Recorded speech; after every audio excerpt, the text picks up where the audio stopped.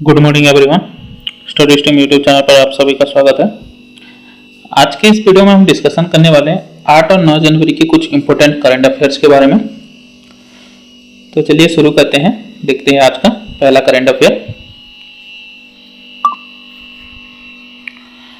Earth rotation day 2024। Every year earth rotation day is celebrated on January 8। जो अर्थ rotation day है वो हर साल जनवरी 8 को मनाया जाता है, सेलिब्रेट किया जाता है। और ये जो है डे है dedicated to recognise the pivotal discovery of earth rotation on its axis. और ये डे हम इसलिए मनाते हैं जो कि जो अर्थ का रोटेशन है, जो अपने एक्सिस पर जो अर्थ अपना रोटेट करता है, जो घूमता है, उसको जो डिस्कवरी था उसको रिकॉग्नाइज करने के लिए हम हर साल इस डे को मनाते हैं, जो कि 8 जनवरी को मनाया जाता है। Earth rotation day is celebrated to honour Leon Foucault's groundbreaking experiment. जो लियोन फोकल्ट का था, उनके जो एक्सपेरिमेंट था, जो उनका एक्सपेरिमेंट था, उसको सेलिब्रेट करने के लिए, जो रोटेशन है अर्थ का उसको सेलिब्रेट करने के लिए और उनको ऑनर करने के लिए ये डे हर साल मनाया जाता है। This observance prioritise Foucault's work over the experiments conducted to demonstrate Earth rotation. और ये जो उनका जो एक्सपेरिमेंट था, जो कि दर्शाता है जो उसको जो हमारा अर्थ का रोटेशन है उसको दिखाने के लिए उन्होंने ये एक्सपेरिमेंट किया था, और उसको ऑब्जर्व करने के लिए उनके द्वारा ये एक्सपेरिमेंट किया गया था।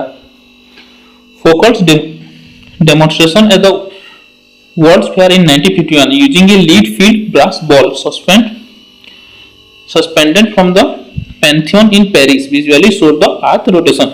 ये जो अर्थ का रोटेशन है उन्होंने ये पहले दिखाया था, जो कि वर्ल्ड्स फेयर हो रहा था 1851 में, जो कि पैंथियन, पेरिस के पैंथियन में हो रहा था। वहां पर उन्होंने उसको जो उनका एक्सपेरिमेंट है वहां पर उन्होंने दिखाया था, उसको विजुअलाइज किया था। वहां पर जो अर्थ का रोटेशन है उसके द्वारा उन्होंने समझाया था लोगों को। एनआरए डे और प्रवासी भारतीय दिवस। हर साल जो ये एनआरए डे है और प्रवासी भारतीय डे वो हर साल जनवरी 9 को मनाया जाता है।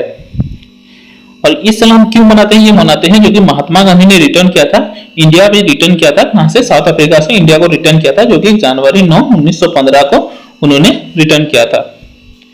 It is organised by the ministry of external affairs, government of India and in partnership with CIA and other stakeholders. और ये जो प्रवासी भारतीय दिवस ये ऑर्गेनाइज किया जाता है ministry of external affairs, government of India और सीआईए और अदर स्टेकहोल्डर्स वगैरह जो उनके साथ मिलकर ये जो डे है इसको ऑर्गेनाइज किया जाता है। जो पहला प्रवासी भारतीय कन्वेंशन था वो एक फ्लैगशिप वन है, जो कि मिनिस्ट्री ऑफ एक्सटर्नल अफेयर्स के द्वारा किया जाता है। वो ऑर्गेनाइज किया गया था 9 जनवरी 2003 को, वो पहली बार ऑर्गेनाइज किया गया था। और 2015 से ये जो कन्वेंशन है, ये जो प्रवासी भारतीय कन्वेंशन है, ये हर 2 साल में एक बार किया जा रहा है 2015 से। और ये जो लास्ट जो हुआ था, जो प्रवासी भारतीय कन्वेंशन हुआ था, वो जो लास्ट हुआ था वो इंदौर में हुआ था, मध्य प्रदेश के इंदौर में 2023 में, पिछले साल ही इसको ऑर्गेनाइज किया गया था। 4 stars of destiny, the autography of x Indian army chief MM Naravane. जो एमएम नरवाने है उन्होंने अपना एक ऑटोबायोग्राफी लिखा है जिसका नाम है 4 स्टार ऑफ डेस्टिनी। जो हमारे जनरल है मनोज मुकुंद नरवाने, जो कि former chief of army staff थे, उन्होंने अपना ऑटोबायोग्राफी लिखा है, जो कि 4 stars of destiny and autobiography के नाम से उन्होंने उसको लिखा है। और ये जो बुक है वो पब्लिश होने जा जनवरी 2024 को वो पब्लिश होगा, जो कि Penguin with an imprint of Penguin Random House India के द्वारा उसको पब्लिश किया जाएगा। और ये जो बुक है narrates the experience that happened his character from his childhood to in his year in the service. और ये जो बुक है उनका जो एक्सपीरियंस है, जो उनका कैरेक्टर है, और जो उनका सर्विस, चाइल्डहुड से लेकर उनके सर्विस तक जितने भी उनके जिंदगी में जितने भी एक्सपीरियंस उन्होंने किए हैं वो सब वहां पर लिखा गया है उनके द्वारा। जो एमएम नरवानी है उन्होंने सर्व किया था 28th chief of army staff of Indian army from December 2019 to April 2022। जो ये एमएम नरवानी जी उन्होंने चीफ ऑफ आर्मी स्टाफ के रूप में काम किया था, जो कि दिसंबर 2019 से अप्रैल 2022 तक उन्होंने सर्व किया था as a chief of army staff. He has also served as the Vice Chief of Army Staff and General Officer Commanding in Chief of Training and Eastern Command। और उनको वेरियस नेशनल और international award से भी सम्मानित किया गया, जो कि इंक्लूड परम विशिष्ट सेवा मेडल जिनको 2019 में मिला था, और डिस्टिंग्विश्ड पब्लिक सर्विस अवार्ड जो कि 2022 में उनको कॉन्फर्ड किया गया था US India strategic partnership forum के द्वारा उनको ये सम्मानित किया गया था, उनको ऑनर किया गया था। P Santosh appoints as MD and CEO of NARCL। जो chief general manager of Canara bank के जो चीफ जनरल मैनेजर है पी संतोष, उनको अपॉइंट किया गया है as a managing director of national asset reconstruction company के नए मैनेजिंग डायरेक्टर वो अपॉइंट किए गए हैं, और वो सक्सीड करेंगे नटराजन सुंदर को, जिन्होंने अपने पोस्ट से रिजाइन कर दिया है। तो ये जो कैनरा बैंक है वो स्पॉन्सर बैंक है NARCL का विद ओवर 10% स्टेक, उनका स्टेक है उनके NARCL में वो 10% है किसका, कैनरा बैंक का, और वो स्पॉन्सर बैंक है। ज्यादातर पब्लिक सेक्टर बैंक है जो कि मेजर शेयर होल्डर्स है NARCL के मेजर शेयर होल्डर्स जो है वो पब्लिक सेक्टर बैंक ही है, और टोटल 10 पब्लिक सेक्टर बैंक्स जो है उन्होंने ट्रांसफर किया है non performing assets of over 11,617 crore का नॉन परफॉर्मिंग एसेट्स जो है उसको ट्रांसफर किया है, जो कि 10 पब्लिक सेक्टर बैंक के द्वारा उनको ट्रांसफर किया गया है, जो कि NARCL को ट्रांसफर किया गया है, जो कि जनवरी से लेकर नवंबर जो कि लास्ट ईयर से उनको ट्रांसफर किया गया है, जो कि पब्लिक सेक्टर बैंक के द्वारा NARCL को ट्रांसफर किया गया है। Shashi Singh appointed as new president of AIRIA। जो शशि सिंह है उनको इलेक्ट किया गया है the president of all India rubber industries association, the apex body of rubber industry in India. जो रबर इंडस्ट्री है इंडिया में जिसका एपेक्स बॉडी है all India rubber industry association, उनके नए प्रेसिडेंट चुने गए हैं और इलेक्ट किए गए हैं शशि सिंह जी। शशि सिंह जी जो है वो will be succeeding Ramesh Kejriwal, वो सक्सीड करेंगे रमेश केजरीवाल को as the president of AIRIA, playing a pivotal role to strengthening the association forward. जो कि उनका जो स्टीयरिंग है वो जो एसोसिएशन को उसको आगे बढ़ाने के लिए वो उसका रोल को लेंगे।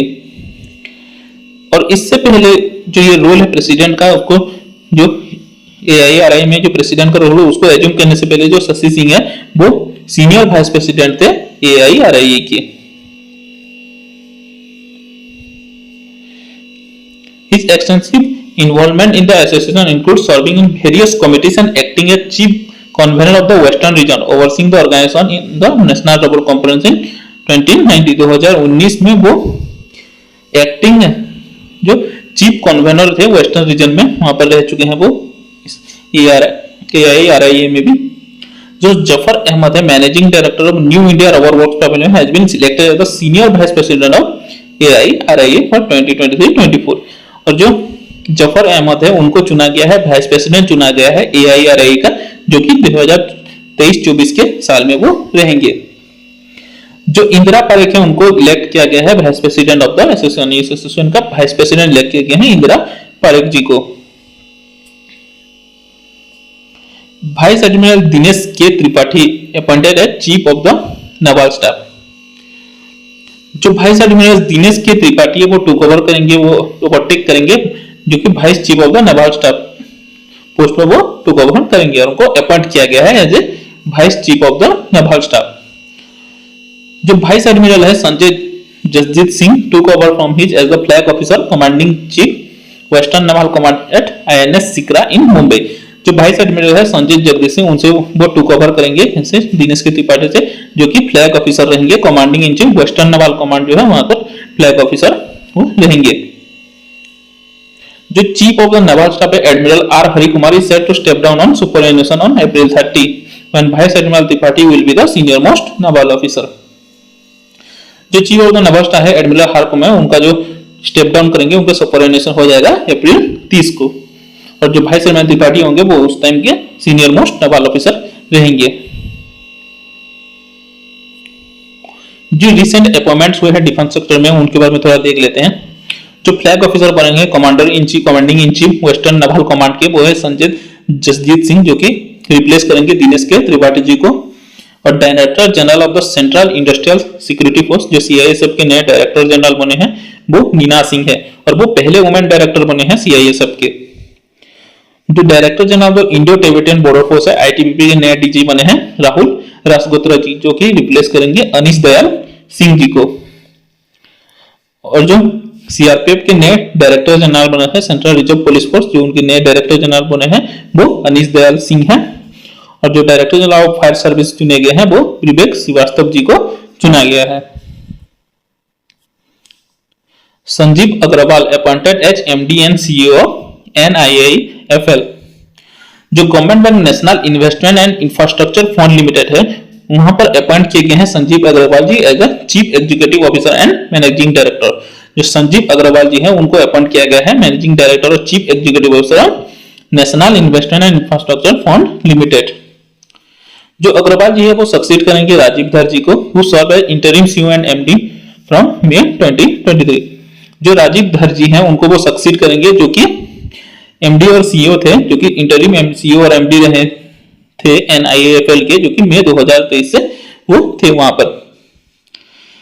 Agarwal had previous stint with the City Group and angel investor bank in the Indian energy and infrastructure sector। जो अग्रवाल जी है वो प्रीवियसली सिटी ग्रुप और एंजल इन्वेस्टमेंट बैंक जो है वहां पर वो काम कर चुके हैं वहां पर पहले से। जो ये national infrastructure and investment fund limited है वो इंडिया का पहला सोवरेन वेल्थ फंड है और ये state own fund was set up by the Indian government in the year 2050। और ये जो स्टेट ओन फंड है वो सेटअप किया गया था इंडियन गवर्नमेंट को, जो कि 2015 में इसको सेटअप किया गया था। जो NIAFL है which is 49% owned by the government, जो उनका 49% स्टेक है वो गवर्नमेंट के द्वारा ओन किया गया है। Manage over $4.9 billion of equity capital commitment across in 4 funds, जो कि टोटल 4.9 बिलियन इक्विटी कैपिटल जो है वो मैनेज किया जाता है गवर्नमेंट के द्वारा, जो कि अक्रॉस 4 फंड में उसको मैनेज किया जाता है, जो कि master fund, fund of funds, strategic opportunities fund और इंडिया जापान फंड। इन 4 फंड्स के थ्रू वो 4.9 बिलियन का जो इक्विटी कैपिटल है उसको मैनेज किया जाता है। Raghuram Iyer appointed as CEO of Indian Olympic association.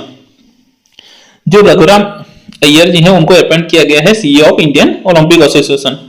The Indian Olympic association has appointed Raghuram Iyer as the chief executive officer. जो इंडियन ओलंपिक एसोसिएशन है उन्होंने अपॉइंट किया है रघुराम अय्यर जी को as a chief executive officer के रूप में उनको अपॉइंट किया है।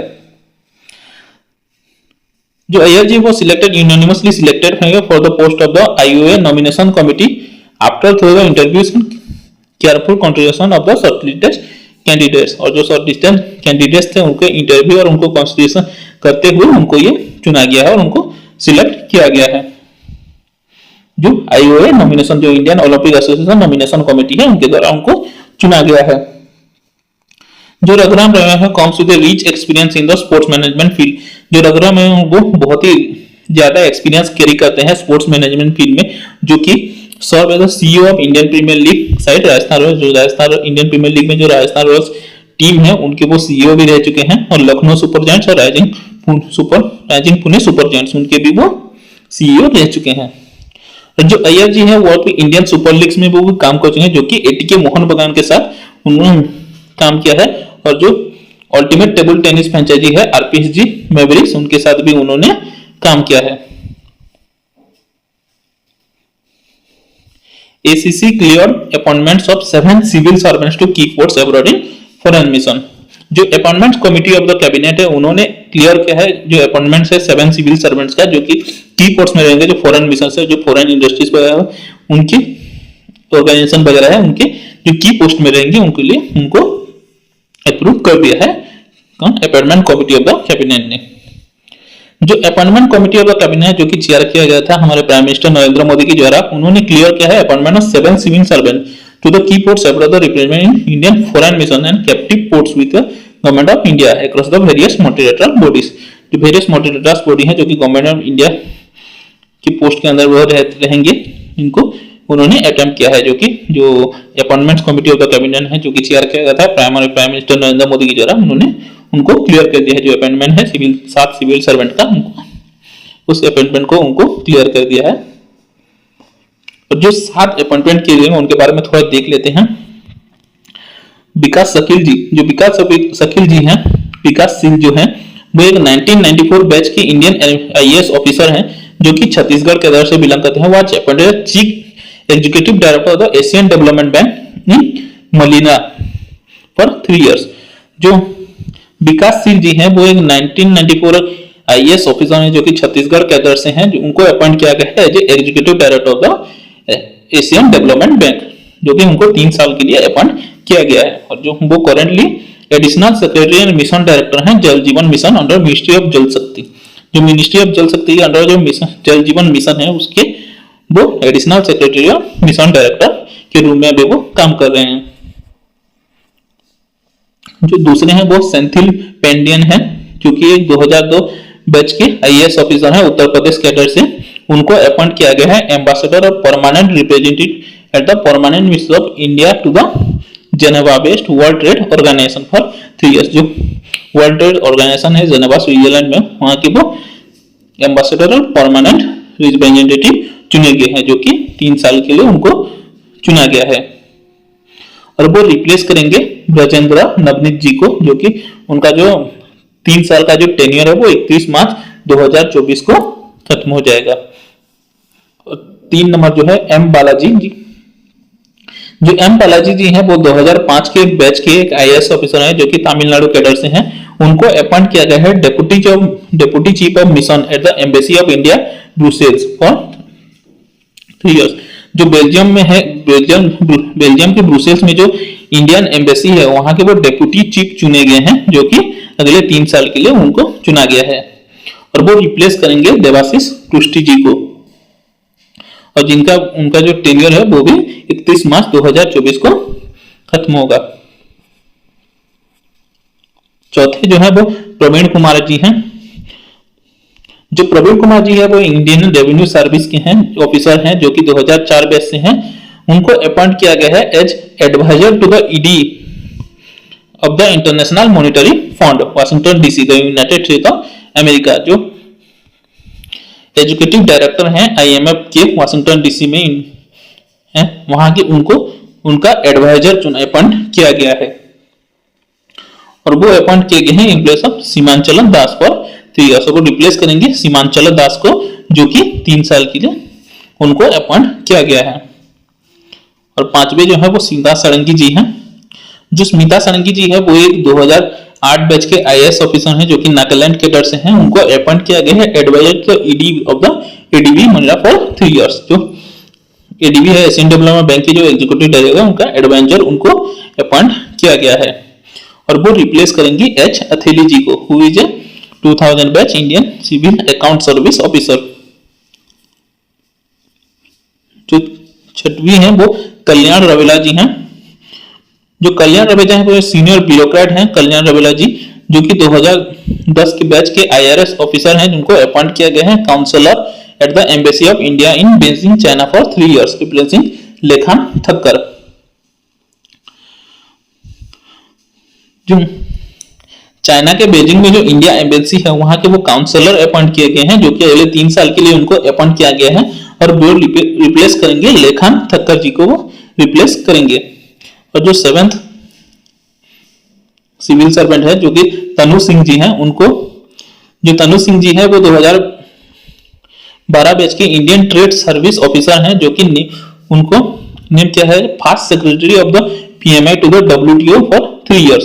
और वो first secretary of the PMI बने हैं, जो कि डब्ल्यूटीओ के वो अगले 3 साल के लिए उनको चुना गया है। और वो रिप्लेस करेंगे अनवर हुसैन शेख जी को, जो कि उनका जो टेन्योर है वो 31 मार्च 2024 को खत्म होने वाला है।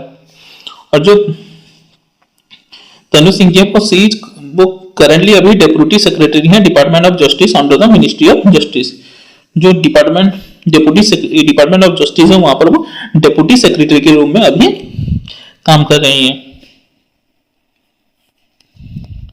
बांग्लादेश इलेक्शन 2024, जो बांग्लादेश इलेक्शन 2024 था वहां पर शेख हसीना जी ने अपना 5th टर्म जो है उसको कायम रखा है, वो अपना 5th टर्म जीती है वहां पर जो बांग्लादेश का इलेक्शन था। In a moment of turn of event Bangladesh prime minister Sheikh Hasina has been re-elected for the 5th term. जो बांग्लादेश की प्राइम मिनिस्टर है शेख हसीना जी वो री-इलेक्ट हुई है 5th टर्म के लिए, जो उनका 5वां टर्म है उसके लिए उनको री-इलेक्ट किया गया है, making a significant milestone in the country's political arrangements. जो रूलिंग अवामी लीग है under Hasina's leadership has triumphed once again, securing more than half of the parliamentary seats। और जो अवामी लीग है, जो शेख हसीना जी की लीडरशिप है, वो लीडरशिप में वो उनके अंडर में है, लीडरशिप अंडर में है, उन्होंने जो ये पार्लियामेंट्री सीट्स वहां पर आधे से भी ज्यादा सीट्स उन्होंने ट्रियम्फ किया है, उन्होंने जीता है वहां पर।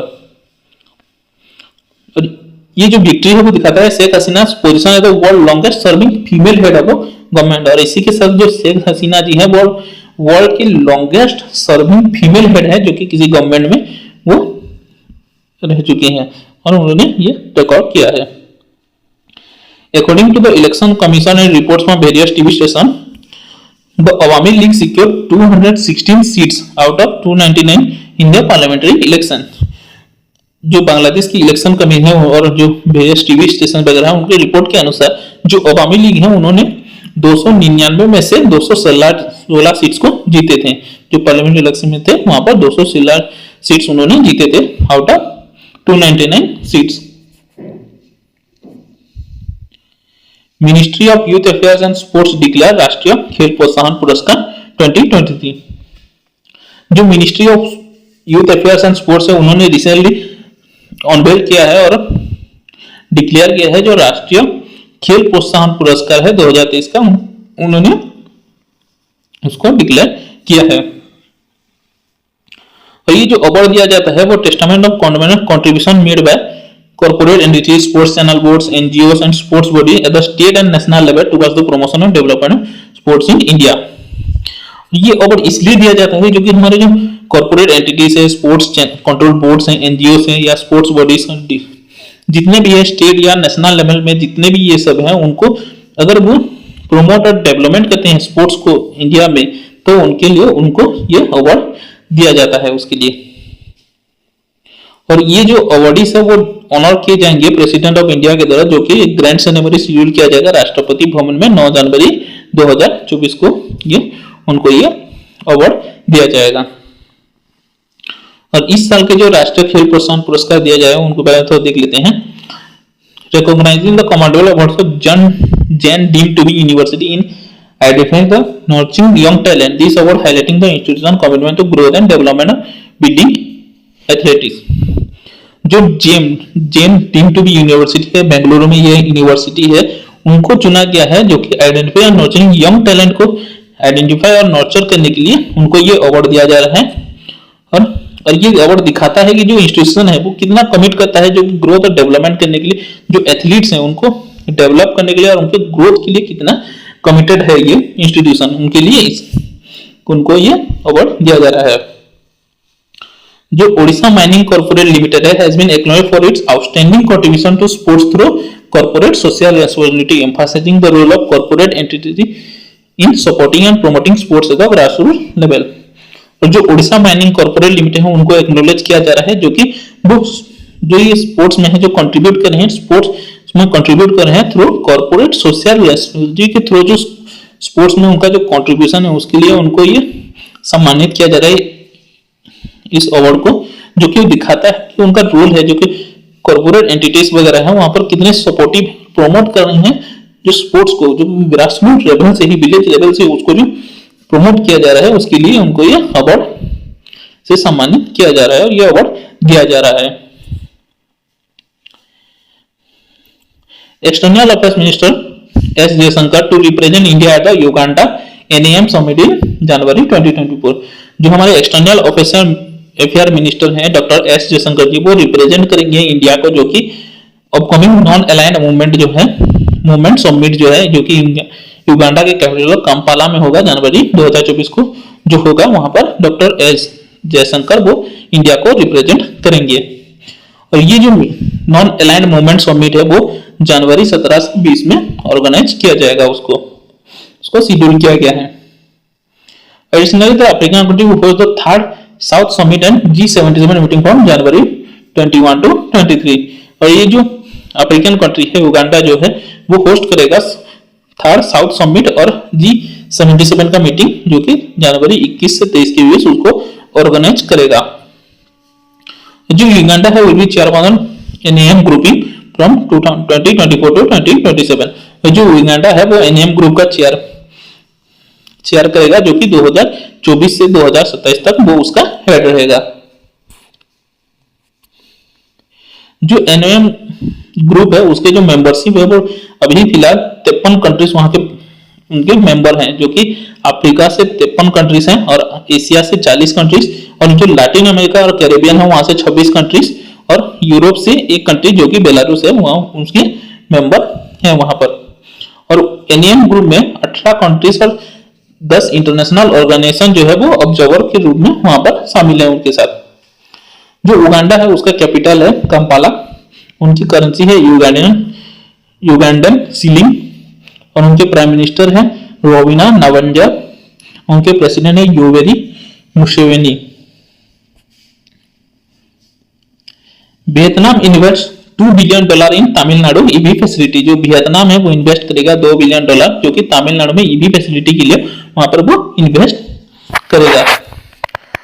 जो वियतनामीज इलेक्ट्रिक व्हीकल जायंट है विनफास्ट ऑटो लिमिटेड, वो made a significant announcement on Sunday. उन्होंने संडे अनाउंस किया था कि वो अपना प्लान्स को रिवील करने जाके जो कि एस्टैब्लिश करेंगे integrated electric vehicle facility in the states of Tamil Nadu. जो तमिलनाडु में एक इंटीग्रेटेड इलेक्ट्रिक व्हीकल फैसिलिटी जो कि है वहां पर उनका जो मैन्युफैक्चर वहां पर वो एस्टैब्लिश करेंगे वहां पर। With an eye on breaking into the world's third largest automobile market, the automaker confirmed its commitment to invest $2 billion in the states। और इसी के साथ साथ जो इंडिया है वर्ल्ड का थर्ड लार्जेस्ट ऑटोमोबाइल मार्केट बनने के लिए जो उनका कमिटमेंट है उसके लिए ये कंपनी जो है वो इन्वेस्ट करने जा रही है $2 बिलियन का वो इन्वेस्ट करने जाके, जो कि तमिलनाडु में वो इन्वेस्ट करेंगे। जो विनफास्ट ऑटो है वो earmark an initial investment of $500 million for the first phase of the project spanning a 5 year period for the commencement date. और जो विनफास्ट ऑटो है उन्होंने इनिशियल जो इन्वेस्टमेंट है वो $500 मिलियन का होगा, जो कि फर्स्ट पेज में जो प्रोजेक्ट है जो फर्स्ट पेज है उसके लिए वो $500 मिलियन इन्वेस्ट करेंगे। और ये जो फर्स्ट पेज है वो 5 ईयर पीरियड का रहेगा, जो कि जिस दिन से वो कमेंट्स होगा प्रोजेक्ट उस दिन से ही 5 साल के लिए लागू होगा इनका जो प्रोजेक्ट है। ये जो एम्बिशियस प्रोजेक्ट है set to kick off construction this year, और इस साल ये जो इसका कंस्ट्रक्शन है इस साल ही वो स्टार्ट किया जाएगा with capacity to produce as many as 1,50,000 electric vehicles annually. और जो प्रोजेक्ट है वो इसी साल से ही कंस्ट्रक्शन जो है उसका स्टार्ट किया गया। और ये जो प्रोजेक्ट है वो हर साल 1.5 लाख इलेक्ट्रिक व्हीकल्स प्रोड्यूस करेगी। In a social media post, Tamil Nadu Chief Minister M.K. Stalin expressed the enthusiasm about the investment, starting the VinFast to establish an EV car and battery manufacturing facility to Tuticorin with an investment of 16,000 crore। जो तमिलनाडु के chief minister जो है M.K. Stalin, उन्होंने express किया था, उन्होंने कहा था कि जो इन्वेस्टमेंट है जो VinFast के द्वारा इन्वेस्टमेंट है वो एस्टैब्लिश करेंगे ईवी कार और बैटरी मैन्युफैक्चरिंग फैसिलिटी, जो कि वो एस्टैब्लिश करेंगे कहां पर टुटिकोरिन में, जो कि उनका जो इन्वेस्टमेंट होगा 16,000 करोड़ रुपए का होगा वहां पर। Ayodhya to host international kite festival ahead of Ram temple consecration. जो अयोध्या है वो जो हमारे राम मंदिर का जो इनॉग्रेशन है उससे पहले वो एक काइट फेस्टिवल इनॉग्रेट होस्ट करने जा रहा है, जो कि इंटरनेशनल काइट फेस्टिवल को होस्ट करने जा रहा है। Ahead of the Ram Temple consecration ceremony scheduled from January 22, the Uttar Pradesh government will host an international kite festival here। और जो उत्तर प्रदेश गवर्नमेंट है वो जो राम मंदिर का जो कंसेक्रेशन सेरेमनी है उससे पहले जो जनवरी 22 को शेड्यूल किया गया है उससे पहले जो उत्तर प्रदेश गवर्नमेंट है वो इंटरनेशनल काइट फेस्टिवल होस्ट करेगा वहां पर। जो अयोध्या डेवलपमेंट अथॉरिटी है उन्होंने इनिशिएट किया है preparation for the festival which is likely to take place between January 19 and 21, providing remote kite flyers from both within the country and around the world with opportunity to showcase their art।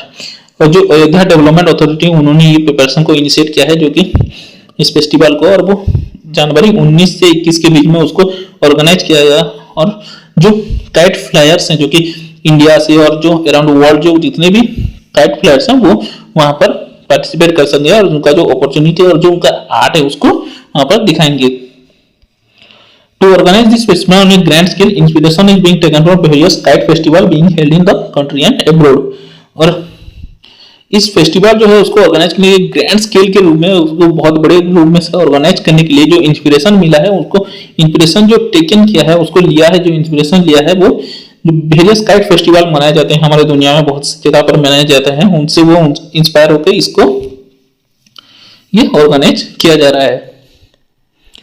Visitors area would be design with seating arrangement of 750 peoples along with the VVIP lounge to accommodate 50 special invitees to the event. और इसी के साथ एक area को design किया गया है जो कि अरेंजमेंट किया है 750 पीपल्स लोग हैं वहां पर सीटिंग अरेंजमेंट उनके लिए किया गया है। और एक वीवीआईपी लॉन्च भी उसको अकोमोडेट किया गया है, बनाया गया है, जो कि 50 स्पेशल इनवाइटीज जो हैं इस इवेंट के लिए उनको अकोमोडेट किया जाएगा इसके थ्रू। तो आज की कुछ इंपोर्टेंट शॉर्ट न्यूज वगैरह देख लेते हैं। जो किर्गिस्तान है officially designated the snow leopard as its national symbol, showcasing a strong dedication to conservation and maintaining ecological harmony. जो किर्गिस्तान है उन्होंने ऑफिशियली डिजिग्नेट किया है जो स्नो लेपर्ड है उनका नेशनल एनिमल सिंबल के रूप में उसको डिजिग्नेट किया है। According to the united nation department of economics and social affairs released world economic situation and prospect 2024 report projecting India's economic growth to reach 6.2% in 2024, which is slightly lower than the 6.3% estimate for 2023. जो United nation department of economic social affair उनका जो report है वो world economic situation and prospect report जो है उसके अनुसार जो इंडिया का जो इकोनॉमिक ग्रोथ है जो कि प्रोजेक्ट किया गया है वो इस साल 2024 में जो है वो 6.2% पे उसको प्रेडिक्ट किया गया है, जो कि पिछले साल जो किया गया था एस्टिमेट उससे थोड़ा कम है, जो कि पिछले साल 6.3% किया गया था वो इस साल 6.2% किया गया है उनके द्वारा। The securities exchange board of India has appointed Govindayapalli Rammohan Rao as executive director for a period of 3 years। जो सेबी है security exchange board of India है उन्होंने अपॉइंट किया है गोविंदयापल्ली राममोहन राव जी को जो एज एग्जीक्यूटिव डायरेक्टर, जो कि 3 साल के लिए उनको एग्जीक्यूटिव डायरेक्टर के रूप में उनको अपॉइंट किया गया है। तो दोस्तों आज के लिए इतना ही। अगर आपको वीडियो अच्छा लगे तो प्लीज़ लाइक कीजिए, शेयर कीजिए और हमारे चैनल को सब्सक्राइब कीजिए ताकि ऐसे डेली करंट अफेयर्स की वीडियो आपको रोज मिल सके। अगर आपको इस वीडियो का पीडीएफ चाहिए तो आप हमारा टेलीग्राम चैनल को ज्वाइन कर सकते हैं जहाँ पर आपको पीडीएफ मिल जाएगा और डेली का नोटिफिकेशन भी मिल जाएगा। तो थैंक यू।